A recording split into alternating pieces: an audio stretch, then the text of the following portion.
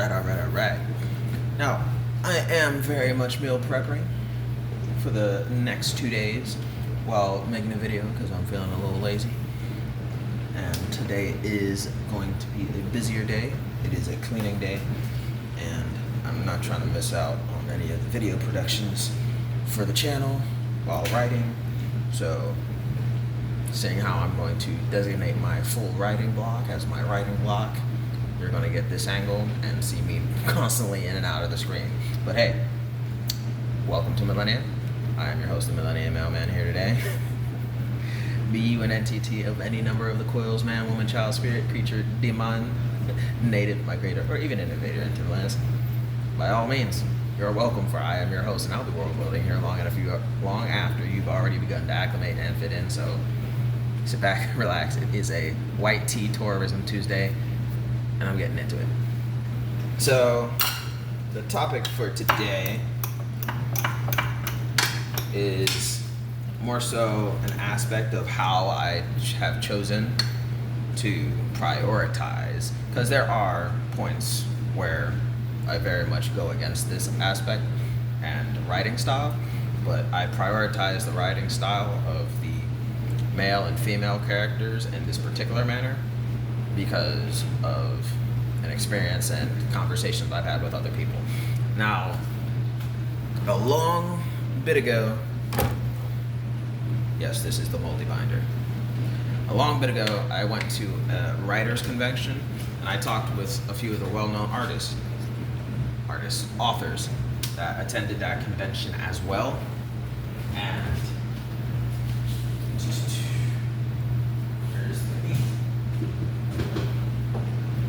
And during that convention, I was told something that really struck like yowza, excelsior, a eureka moment. It instilled a bit of a eureka moment in me as far as writing and characters, but it was before the whole gender politics and gender identity crisis that became rampant in Americas, which made me eventually become touchy-feely about should I or should I not. There are two genders. There are no more genders than that. I'm like, whoa. Should I even continue this writing style or should I not? Right? But something one wise man told me at that convention was, man are IQ prioritized and ego driven, and women are EQ prioritized and pride driven. Using this as your subtle character basis will make your characters all the more bombastic, understandable, and relatable, even if no one agrees with your character and or what they're doing. Put away your pride and throw aside your ego, right? That was what that one writer and author had chose to share with me in lieu of the questions I was asking them about how he goes about and how I may or may not should go about writing particular characters, right? So with that, it was more like a wow, a yowza moment for me, because I never really thought about it like that. Because even when we talk about, even when you have lines talking about where a guy is talking about putting his pride aside and doing things, you can, even on a subtle note, kind of understand and recognize a man who's talking about their own pride is actually doing it in defense of their ego. And women who talk about their egos getting the better of them are doing it from the prideful standpoint of, I do not want or permit or allow this to happen. So even though there's the subtle conversion between the two, you can still see more obvious correlations of those two aspects. And I'm like, oh, wow. And as a the example I was given when they were talking about that was the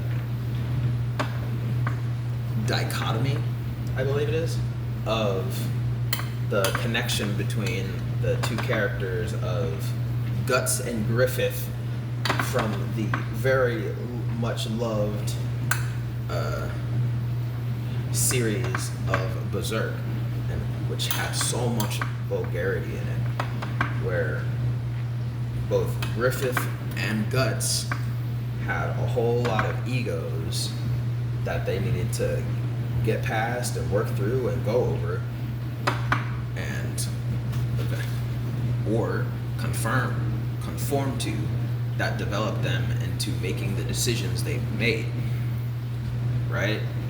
And then all the more well-known feminine characters, such as Mikasa in Attack on Titan, those are more pride-driven rather than ego-driven, right? Where a lot of well-known feminine characters, even through most of Marvel, the most well-known and accepted ones anyway, actually are doing things that are matters of pride rather than ego. It's not just ego, it's more so they're driven by their pride, not their ego.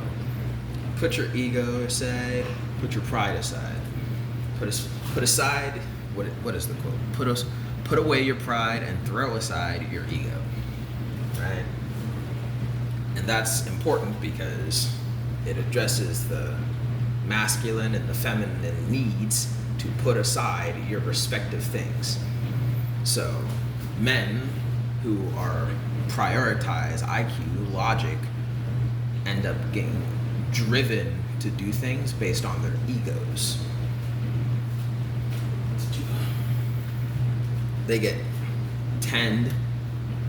Men tend to be driven by their egos, their emotions, because they naturally prioritize logic and the non-emotional aspects.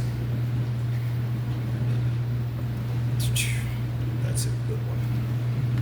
While women who are naturally imposed and tend to generally prioritize emotions and such and so forth, tend to be driven by the logic and the prideful things that they manage to come up with that justifies, verifies, or denounces, or shames the emotions they are feeling.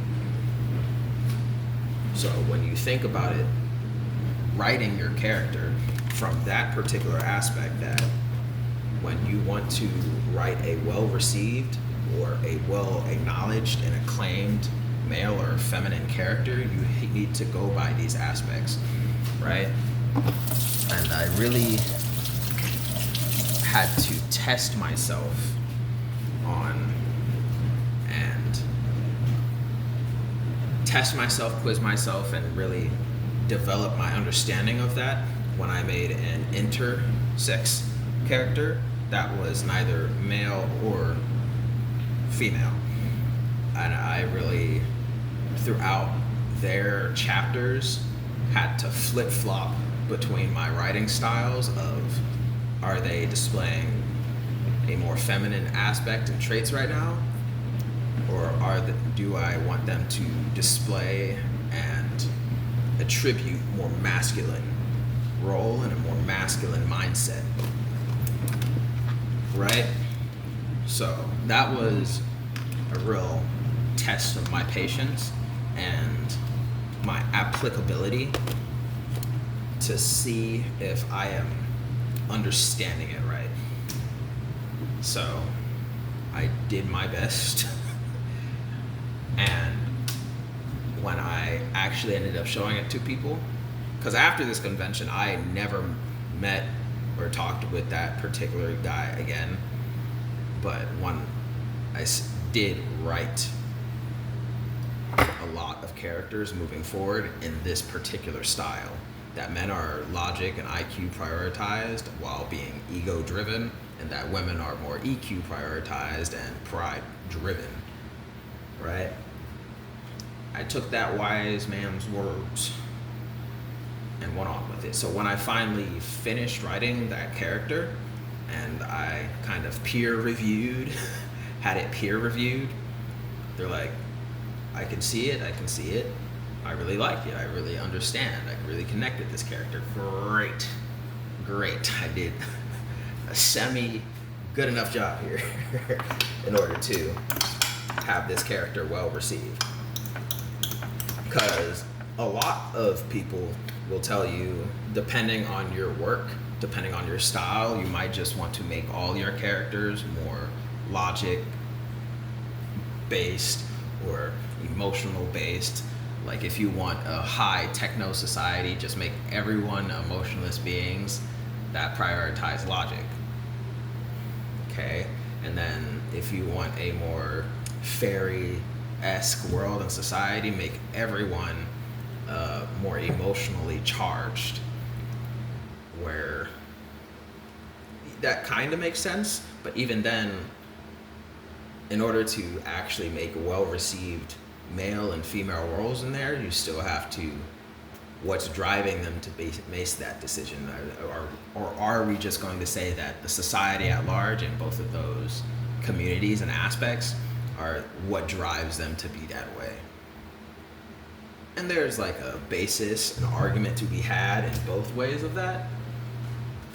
But ultimately, it is just more so this aspect of, yeah, you can make the society at large more information driven to be more techno, and you can be more experience driven to be more fairy kingdom and emotional, right? But when it gets down to the real basis of, I want to make a memorable male or female character, you should be writing in the fact of logic and ego versus EQ, emotion, and pride, right?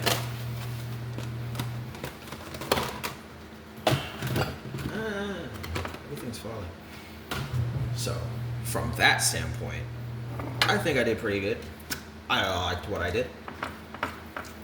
And I do believe you, my audience, eventually reading my book, may understand, recognize, and enjoy that piece as well. So, I hope I'm not wrong, but I recognize it is a possibility. Go ahead, put that in the comment section down below if you believe and understand that or agree or disagree with any of that I have to say. Let me know before I finish the book that whether or not you actually be interested, whether or not you agree, understand, or condone that particular mindset in the way I'm writing the characters and all. But hey, that is just me. Your Millenia Mailman here today. That's the news I had to share with you today on this Tourism Tuesday. I hope you enjoyed. Go ahead, leave a like if you did, dislike if you didn't. By all means, peace.